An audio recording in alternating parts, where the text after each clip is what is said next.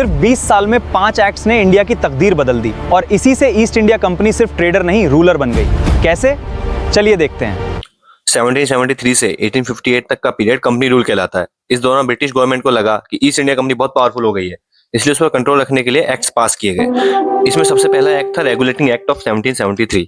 इस एक्ट में पहली बार गवर्नर जनरल ऑफ बंगाल को पोस्ट बनाया गया और लॉर्ड वॉरेन हास्टिंग्स पहले गवर्नर जनरल ऑफ बंगाल बने। उनकी मदद के लिए 4 मेंबर्स की एग्जीक्यूटिव काउंसिल बनाई गई। बॉम्बे और मद्रास को बंगाल के अंडर कर दिया गया और 1774 में कलकत्ता में सुप्रीम कोर्ट्स भी एस्टेब्लिश की गई। लेकिन इस रेगुलेटिंग एक्ट में कुछ प्रॉब्लम्स थी, इसलिए आया अमेंडिंग एक्ट। 1781 का अमेंडिंग एक्ट था, उसे एक्ट ऑफ सेटलमेंट भी कहते हैं। इस एक्ट ने सुप्रीम कोर्ट की पावर्स क्लियर की, रेवेन्यू मैटर्स और कोर्ट के ज्यूरिसडिक्शन से बाहर कर दिया गया और इंडियंस के पर्सनल लॉज जैसे हिंदू लॉज और मुस्लिम लॉज उनके लिए अलग अलग बनाए गए, उनको प्रोटेक्ट किया। अब आता है सबसे important act, Pitt's India act 1784। इस एक्ट ने ड्यूअल गवर्नमेंट शुरू की। ईस्ट इंडिया कंपनी सिर्फ कमर्शियल अफेयर्स देखेगी और ब्रिटिश गवर्नमेंट पॉलिटिकल कंट्रोल के लिए बोर्ड ऑफ कंट्रोल बनाएगी। यहीं से ब्रिटिश गवर्नमेंट का डायरेक्ट कंट्रोल और भी मजबूत हो गया। 1786 में आया एक्ट ऑफ 1786। इसमें लॉर्ड कॉर्नवालिस को गवर्नर जनरल बनाया गया।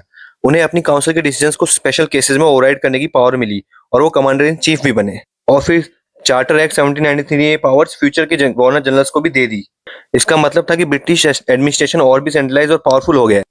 तो दोस्तों, इनको याद रखने का सीक्वेंस है 1773 रेगुलेटिंग एक्ट ऑफ इंडिया, 1781 है अमेंडिंग एक्ट, 1784 है पिट्स इंडिया एक्ट और 1786 को आता है एक्ट ऑफ 1786 और 1793 को किया जाता है चार्टर। अब अगले पार्ट में देखें कैसे कंपनी रूल और भी पावरफुल बनता गया। फॉलो करना मत भूलना। जय हिंद।